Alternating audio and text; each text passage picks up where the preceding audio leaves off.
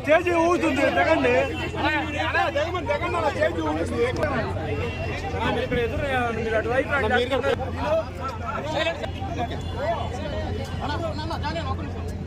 ఈరోజు ఆంధ్రప్రదేశ్ రాష్ట్ర ఉప ముఖ్యమంత్రి గారు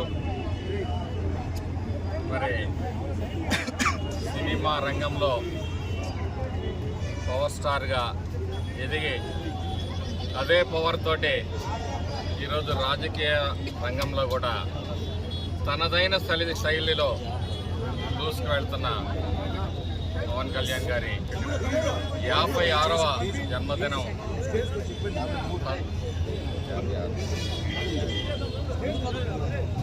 సందర్భంగా మరి అశేష అభిమానుల మధ్య ఈ జన్మదిన ఉత్సవాలని జరుపుకోవడం చాలా సంతోషంగా ఉంది. పవన్ కళ్యాణ్ గారికి మాచర్ల నియోజకవర్గ జనసేన, తెలుగుదేశం, బీజేపీ కార్యకర్తలు, నాయకులు, అలాగే అశేష అభిమాన ప్రజల తరఫున కూడా హార్దిక జన్మదిన శుభాకాంక్షలు తెలియజేస్తా ఉన్నాం. వారు అంచెలంచెలుగా ఏ విధంగా అయితే సినిమా రంగంలో ఎదిగారో అదేవిధంగా రాజకీయ రంగంలో కూడా ఉన్నతమైన స్థానానికి, మరింత ఉన్నతమైన స్థానానికి ఎదగాలని చెప్పేసి ఆకాంక్షిస్తూ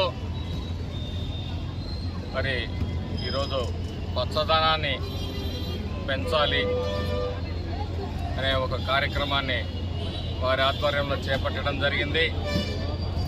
మొన్న నరసరావుపేటలో దురదృష్టవశాత్తు వర్షం వలన ఇదైనప్పటికీ కూడా వారి జన్మదిన సందర్భంగా రాష్ట్ర వ్యాప్తంగా ఎన్డీఏ కార్యకర్తలందరూ కూడా మొక్కలు నాటే కార్యక్రమాన్ని చేపట్టారు.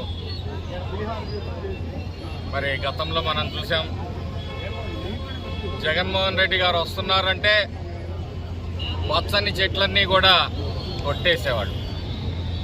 తేడా ఏంటంటే మేమేమో పచ్చగా ఉండాలి, జనం పచ్చగా ఉండాలి, మరి వాతావరణం పచ్చగా ఉండాలి, ప్రజల జీవితాలు పచ్చగా ఉండాలని మేము ఆకాంక్షిస్తాం.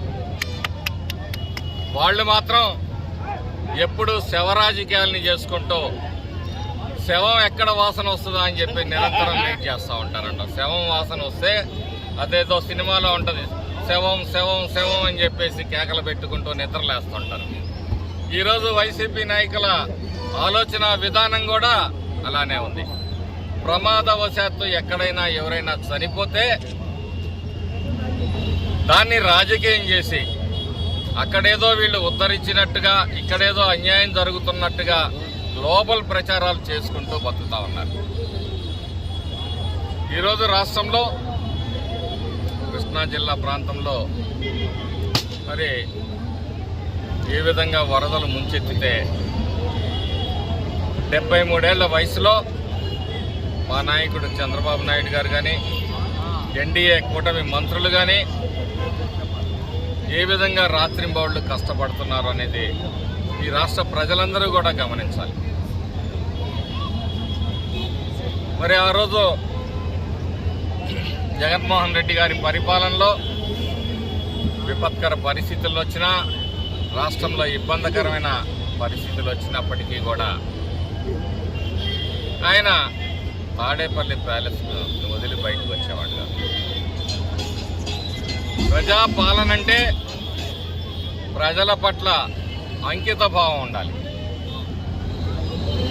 అదే అంకిత భావంతో ఈరోజు ఎన్డీఏ ప్రభుత్వం గతంలో వైసీపీ పాలన వలన ఈ రాష్ట్రం ఏ విధంగా విధ్వంసమైందో దాన్ని సరిదిద్దే ప్రయత్నంగా గత 3 నెలల కాలంలో మరి ముఖ్యమంత్రి గారు కానీ, ఉప ముఖ్యమంత్రి గారు కానీ, మంత్రులు కానీ, కేంద్ర పెద్దల సహకారంతో ఈ రాష్ట్రాన్ని పునర్నిర్మించే కార్యక్రమాన్ని నడుం కట్టుకొని 18 గంటలు పనిచేస్తున్నారంటే ఇది పరిపాలన అంటే ఇది.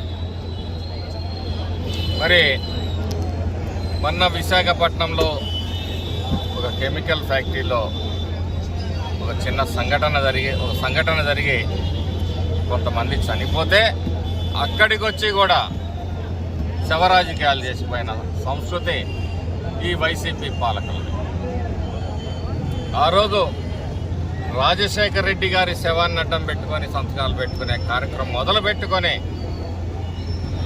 కోడికత్తి దాడి కానీ వివేకానంద రెడ్డి గారి హత్యను కానీ ప్రతిదీ ఈ శవరాజకీయాలు చేయటం అనేది ఈ వైసీపీ పాలకులకు పరిపాటిగా మారింది. జగన్మోహన్ రెడ్డి గారు ప్రజా సమస్యల పరిష్కారం కోసం చిత్తశుద్ధుంటే అసెంబ్లీలో అడుగుపెట్టి ప్రజల సమస్యల్ని ప్రస్తావించాలి. పిరికి పొందలా పారిపోయి అవాకులు చెవాకులు పేలుతా ఉన్నారు. ఆయన 2-3 సందర్భాల్లో ఈ రాష్ట్రంలో బయటికి వచ్చారు.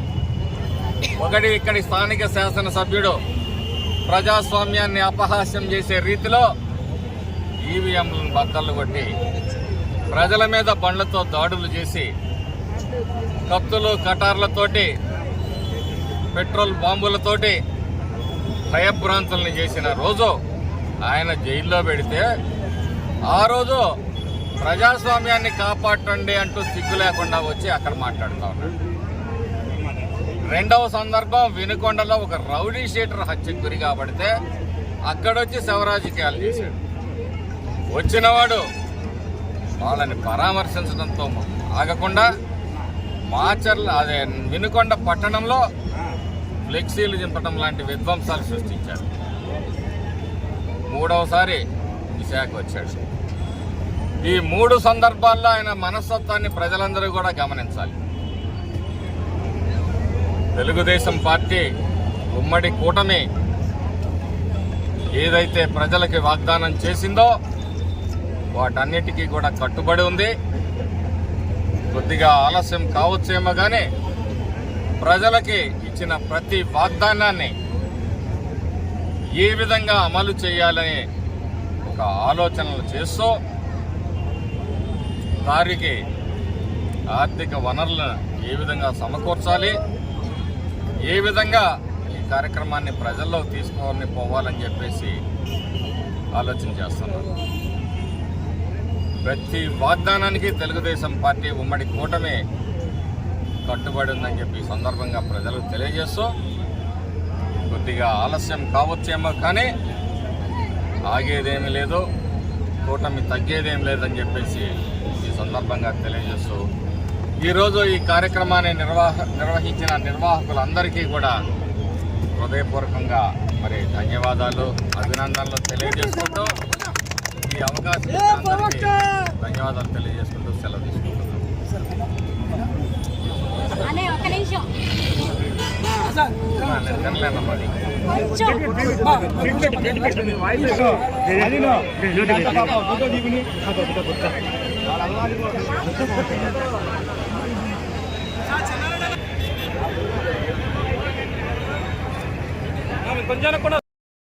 Please subscribe to Future News, like, share and comment చేయండి.